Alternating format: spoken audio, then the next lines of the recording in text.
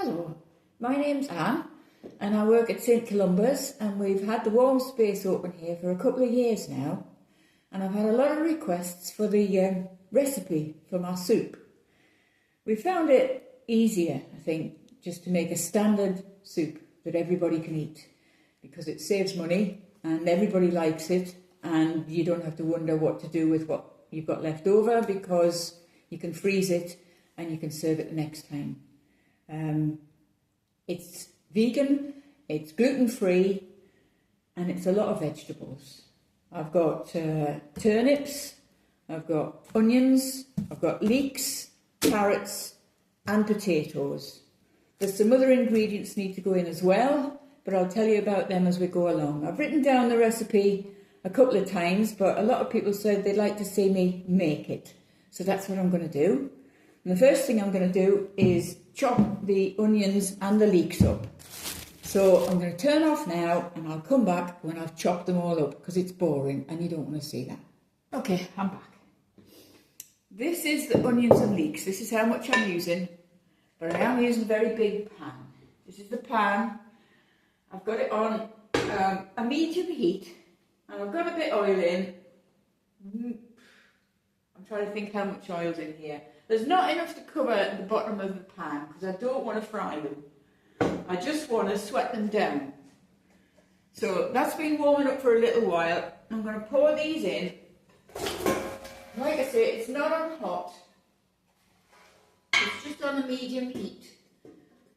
And I don't want them browned. I don't want them brown because that's not the flavour I'm looking for. And if you've got lots of onions and leeks, there's about 3 onions and 3 leeks in there. And I've chopped them all to a fairly uniform size. They need to just sweat right down. You want all the flavour to come out of them, but you don't want it brown. So I'm going to leave that for a little while to do, and I'll come back and show you what it looks like. Right, me lovelies, these are about done. I'll show you what these look like. See that? You see that? So they're soft. They're not brown. They're just soft. I haven't had to stand over them. I've had time to make myself a coffee. I've had time to rinse the lentils. And they're just steaming away nicely, and the juices are coming out. And that makes a good base. So the next thing I'm going to do is take this off the heat. I'm going to put some water in, cold water, cool it all down again. I might need a little bit more than that. I don't know how much this is. This is a big pan. So I don't want lots, but I need enough to cover the lentils I'm going to put in. So I'm going to put some more water in.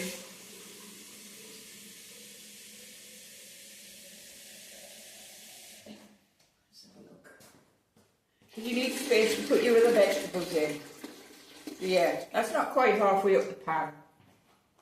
And I've rinsed these lentils. I've got this many lentils, but it's a big pan. You might not need, if you've got your average sized pan at home, you probably need a cupful. But rinse them first. Put them into cold water because they need to be brought up to the boil.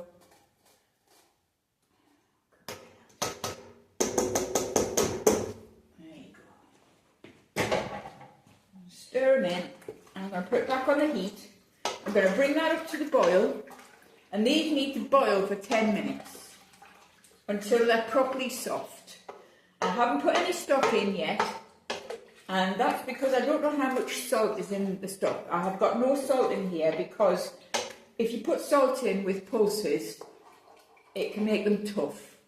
So I put those in with the onions and cold water. I'm going to bring it up to the boil, and I'm going to let those boil for 10 minutes until the lentils are properly cooked, and then we'll do the other stuff. And while that's happening, I can peel and grate my carrots and my swede turnip. I don't know what you call it. It's the stuff that goes orange when it's boiled. Okay, I'll be back. Right, These lentils are soft in here now. They're all boiling merrily away. I hope you can still hear me over the extractor fan. We're making an awful lot of steam. But it's a cold morning, so it probably looks worse than it is. So they're cooked. Meanwhile, I have grated a lot of carrots and turnip. They're going to go in.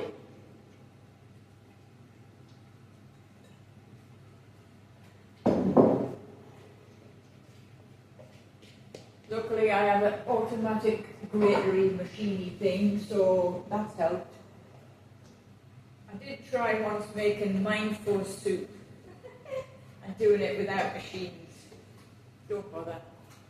I ended up with skinned fingernails and all sorts. No, don't do it. It hurts. Anything to make it quicker. I'm not going to claim anything for this recipe. It's not my recipe. It's just a recipe that I've adapted over the years from other people's recipes. It started off as a basic lentil and ham soup that, bless her, my mother-in-law showed me how to make many years ago, and I've adapted it. Obviously we couldn't have ham in this because not everybody can eat it. So I needed to find a way to make it taste just as good without any allergens in it as well. Now, a long time ago I saw Delia Smith using this. You don't have to buy this bigger thing. It comes in little things in the supermarket. It's great stuff, and the only allergens it's got in it are celery and soy. So there's no gluten in this. And I put, in the pan this size, I put about 3 tablespoons in at about the same time as I put the carrots and the turnips in. And I mean, sometimes I make sure in if I feel like it.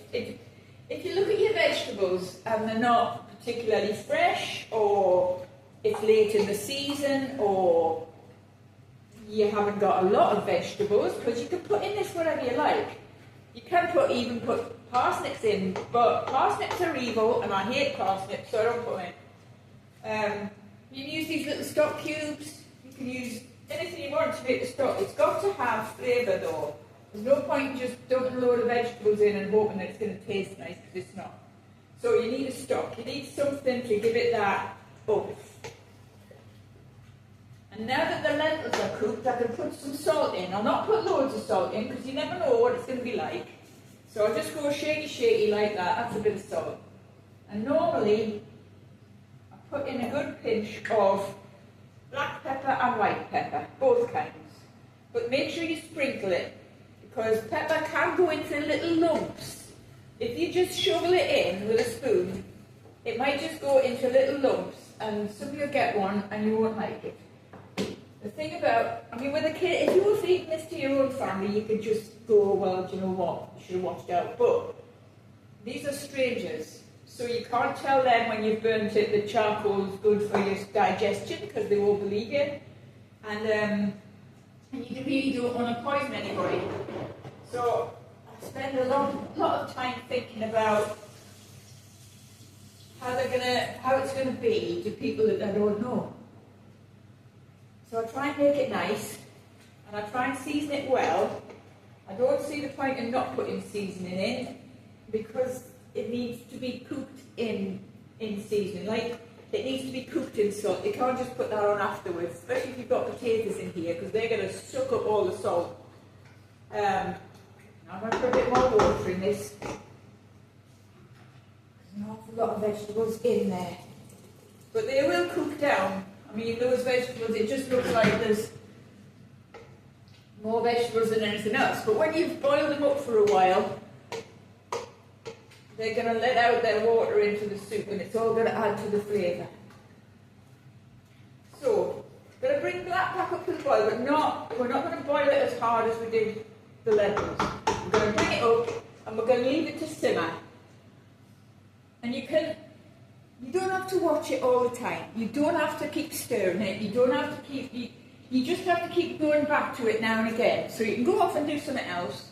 You can leave it doing its thing, and come back and give it a stir every now and again to make sure it's not sticking to the bottom or whatever. It shouldn't do, because there's nothing starchy in it yet. We haven't put the potatoes in. It should be okay, But just keep an eye on it and let it simmer away. I make people laugh when I say a good soup needs to be left to fester for a while. I just mean it needs to kind of integrate and get to know itself and let out all its flavours and let it all mix up together. So we're going to leave it to do that. It's coming back up to the simmer there now, so I'm going to turn it down to about halfway. So a fairly good simmer, not just a gloop, gloop, gloop, gloop. A kind of a gloopy, gloopy, gloop. Yeah, and let it do that for a bit. And then we'll come back and we'll put the potatoes in. And we're back. Right, those have boiled down a bit. I'm just adding chopped potatoes. I've chopped them, I think there's about 3-4 potatoes into a medium-ish dice. I'm going to put those in just so that there's enough texture left when they've boiled. And I'm going to boil those until they're cooked. Well, simmer them until they're cooked. The size of this pan, it won't take very long to come back to the boil with those potatoes. When you get that volume of heat, you put things in and they're pretty much back up to the boil straight away. So I will cook those until they're soft and until they're done, and then we'll come back for the finishing off, because we'll taste it after the potatoes have cooked. Potatoes eat a lot of salt. And in fact, if you ever over salt something, put a potato in, boil it up, and it'll take the edge off if you put too much salt in it. I don't think I have. In fact, I know I haven't. But we'll taste it again because I might need to put some more salt in. Tasting it's the key. This is just a basic soup recipe.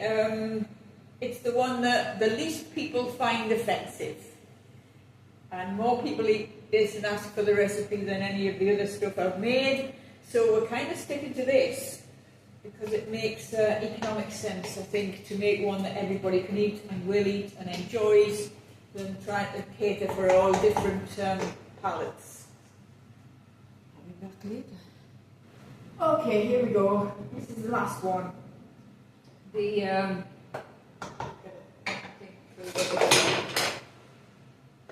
is what it looks like.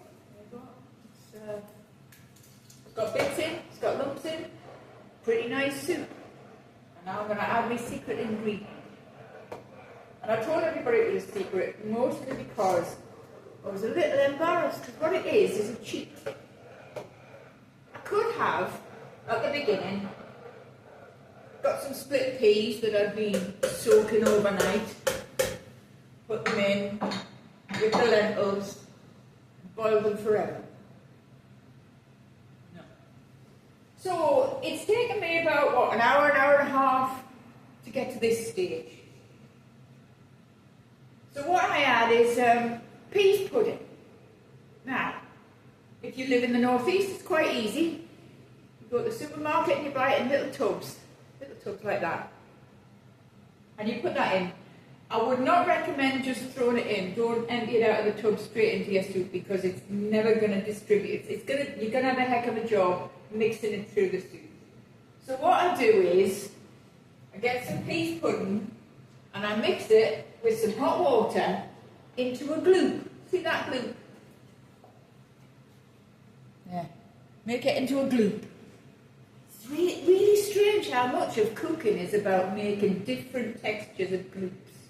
Well, this is the peas pudding gloop. This goes in like that. And I don't know why, but it just brings it all together and makes it into a substantial soup. And if you give somebody a bowl of that, nice and hot, especially on a cold day, with a bread bun, they don't pay for it, they come in, they're welcomed, they have a bowl of soup that everybody can eat, and they enjoy it. So that's my secret ingredient, that's my cheat, and I hope you enjoy the soup. Do let me know. Bye now.